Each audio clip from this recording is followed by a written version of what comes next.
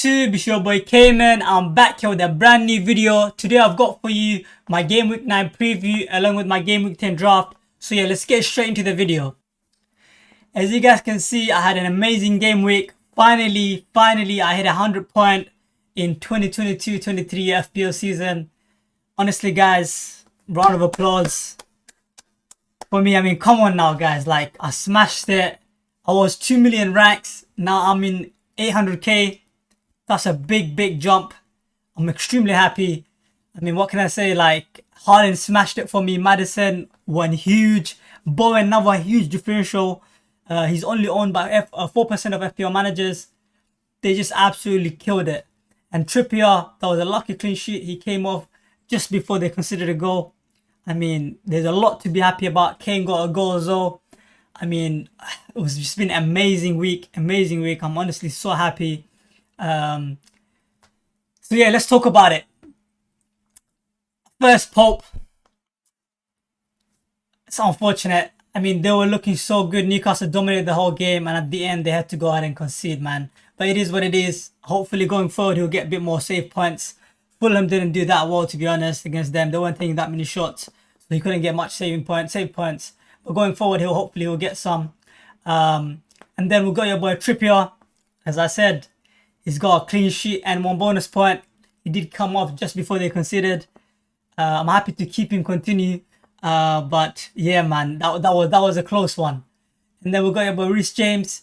He looked good against Palace, but didn't get any return. But in the Champions League, he smashed it. He got a goal and an assist. So I'm optimistic going forward with Reece James. I mean, he's nailed on to start. And he also looks like to be playing right wing back again. So we'll see what happens. I think he'll get a return come next game week. And then we'll go about Cancelo. As this one is a bit sticky, man. I didn't think City would concede, but they ended up again. I mean, against this United, they were gonna probably concede. 1 point. It's to be expected, to be honest. It is what it is. There were a couple of goals that I thought like they were just giving away. That pen was just giving it away. The Anthony goal was a banger though, can't lie. So it is what it is. Cancelo lost his clean sheet, but going forward, he's got good fixtures. Southampton at home. Hopefully, we'll get a clean sheet there, or maybe an attacking return too. And then we've got Maddison. As I mentioned, he smashed it. He fully went off. He got 2 goals and an assist. I mean, wow, man. He could have got another goal, to be honest. He would have probably outscored Haaland in that case because he's a midfielder as well. But yeah, moving on to Martinelli. He got an assist, but he had to get this stupid foul and then, get a yellow card. It is what it is. I'm happy to keep Martinelli as well. And then we got your boy, Bowen. Huge differential. Last week, I wasn't too happy with his performance. But this week, he went off. Got a lucky assist, but I'll take that. And a beautiful goal. I think going forward with his fixtures, he could also get a bunch of returns. So yeah, I'm happy to have him as well. And then we'll go about Zaha. Kind of expected this to be a blank for him, to be honest, because it is Chelsea. It's not easy to get a goal against them. They do have a great defense. And then go about Haaland, huge 5 returns. I mean, who would have saw that coming against United? They completely destroyed United. I knew it was gonna happen. To be honest. That's why I captained him. As I mentioned in my previous video, he's an easy captain. Don't think about it too much. As long as he starts, and it doesn't matter who he plays, to be honest. There are very few opportunities that you will find rarely to go against him. And one of those is Gameweek 12 where he doesn't play, to be honest. So it is what it is. I'm extremely happy to have him in my team. Quite a few people actually went, the other way and captain, Tony and Salah and whatnot. I feel sorry for those people. Salah only had an assist. Tony blanked. So yeah. I saw this stat where 40% of FPL managers went different and they captained someone else other than Haaland. That's a tough one, man. It's a tough one. But I'm happy to be on this side. Early in the season, Haaland did kill me when he was getting all these hat-tricks and I didn't have him in captain. So yeah, I'm happy to have these points. I'm going to cherish it, celebrate it. And any of you guys that captain Haaland, celebrate with me. Do you know what I mean? And then we'll go by Kane, 6 points. Beautiful pen. He's always likely to get a return. He's the main man for Spurs. And he does also have a good fixtures come next game week. He's got Brighton. So yeah, I'm happy to have him. And then Mitrovic, man, he's a troll, man. He's a troll. He's got 0 point. He came off early due to injury. That's one player I might have to move. We'll see.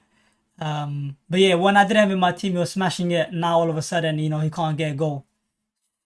Unfortunate. But yeah, overall, I'm happy. I mean, wow, man, 102 points, 800k in the world. It's a great achievement. Let's keep this up. Yeah. And then and moving on to our bench, Iverson got 0 point because he didn't start. Bailey 2 point, another troll.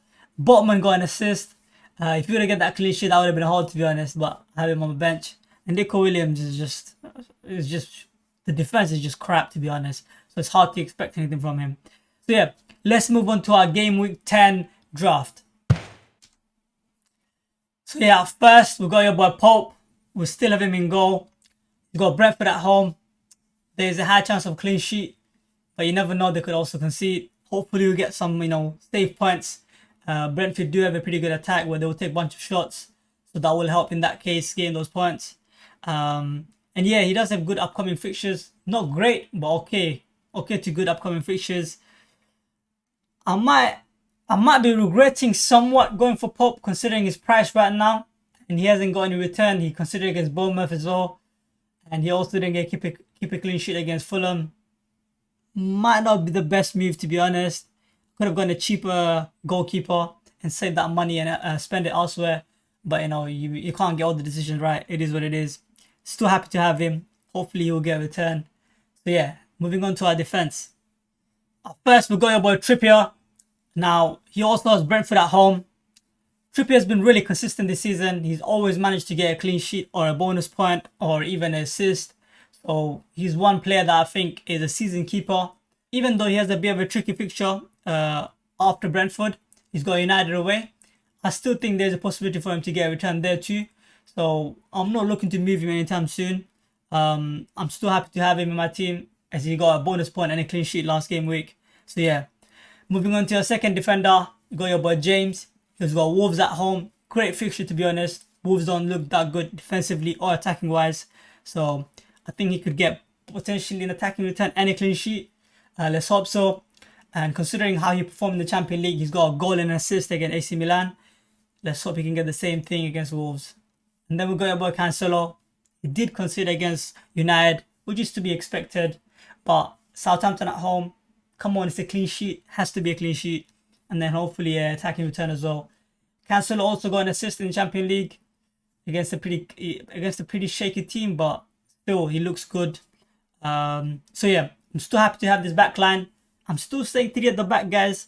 So yeah, moving on to our midfield. We still have your boy Maddison as he held last game week. He's got Bournemouth away. Another great fixture. Let's hope for a similar returns. That won't happen, but at least one goal or an assist. He does play a bit of a weird team. It's an easy fixture, but they've been playing quite defensive recently. It's not easy to break them down. So I'm still hoping that, considering how good Leicester are attacking wise, he will still get something. So yeah, we're still gonna keep him. And then we'll go by Martinelli. He's got Liverpool at home. It's a very tough fixture, but considering how Arsenal's been looking, I think he could potentially get a return. And he's also nailed on. He somehow managed to get a return against Tottenham. So let's hope for a similar thing against Liverpool. And considering the side is going to be going up against Trent, there is a good chance that you could, put him on the floor and, get something done there. I really like that matchup against Trent. He's not been looking that good, to be honest. So yeah, Martinelli could win that matchup and get something. So I'm still going to start him. And then we'll go your boy Bowen. He's got Fulham at home. Great fixture, to be honest. Fulham don't look that good defensively. Newcastle just put 4 past them. So let's hope, West Ham can put at least 2 or 3 past them and Bowen gets, 1 or 2 returns, whether it be assist or a goal. I think he could definitely get it, considering that he's getting his form back. Last season, when he did get in his form, he was scoring every other week. So yeah, let's hope he can keep up that consistency as last season. And then finally, we got your boy Zaha. He did blank last week. He didn't get an assist or a goal. Hopefully against Leeds at home, which is a pretty easy fixture, he can get something. I'm hoping that, at least a goal. It's been 2 to 3 game weeks, he hasn't got any return yet. So I've been patient with him. So let's hope that, it pays off. The way I'm lining up in midfield, I really do think, there's a potential for all 4 of these players to return. Only player that I would say, is a bit tough call is Martinelli, because he does play Liverpool. But I still think there's a chance he could get something. And let's move on to our forwards now. First, we got your boy Haaland. Come on, you have to have him. Still have him as my captain, obvious captain. Unless I hear something on the news that he might get benched, which I don't think so. He's been killing it this season. He's got what, 18 goals now in 9 games. Insane. The guy is a machine, to be honest. I mean, he needs to be tested at this point. He might be on steroids or something. Like, this guy is basically prime Ronaldo, but on steroids. Like, it's madness. He scored against in the Champions League. He scored 2 goals in about, what, 30 minutes. This guy scores a hat-trick before half-time. So, the obvious captain is no brainer, to be honest. If you captain anyone else, like, you're just asking to basically not win FPL. So, Haaland, there's not much to say. He's just a monster. You have to have him and captain him. Just close your eyes and captain him. Unless you hear something on the news that, he's going to be benched or something. Then, look elsewhere. And then we've got your boy Kane. He's got Brighton away, which is a good fixture. There is a potential for him to get returned there. Brighton do look good attacking-wise, but defensively they did concede 3 goals. So hopefully Kane will get a goal there as well. I think he can, to be honest. And considering his form, he's been getting a return every other week. So there is a high chance he will get a return.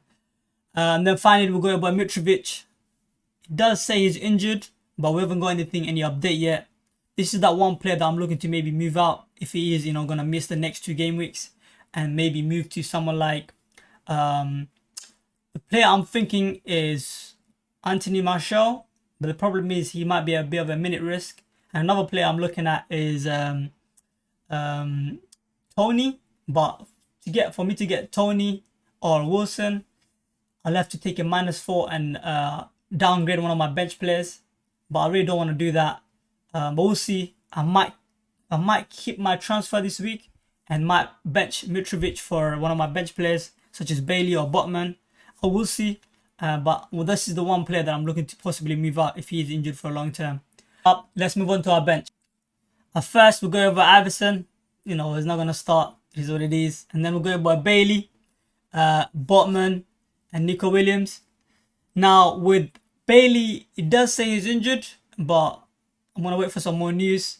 If he is injured, I'm going to bring Botman as my first bench option. And then I might possibly start Botman depending on Mitrovic, if he's going to be out or if he's going to be playing, depending on that. So yeah, Botman could be playing. It's just a bit of a risk, to be honest, going triple Newcastle defense. I mean, I don't have much choice unless I transfer out Mitrovic. That will depend on the news, as I mentioned earlier. So yeah, let me know what you guys think, guys. Most likely I'll be benching Mitrovic or selling him off to someone like possibly a Tony or I don't know, maybe Anthony Martial. But again, I don't want to take a -4, so I'm most likely going to start Botman and bench Mitrovic, and maybe next week, game week, where I'll have 2 free transfers, I'll be able to do something. So yeah, guys, this is how we're lining up for game week 10. The team does look really good. There are a few concerns, as I mentioned. Mitrovic is injured and Bailey is injured as well, so I might be forced to go for a triple Newcastle defense, which is a bit tricky. Botman could be coming in for Mitrovic, but we'll see. That depending on the news. This all depends on the news that I hear on Friday. So yeah, let me know what you guys think, and if you enjoy the content, make sure to leave a like, comment, and subscribe. And peace out.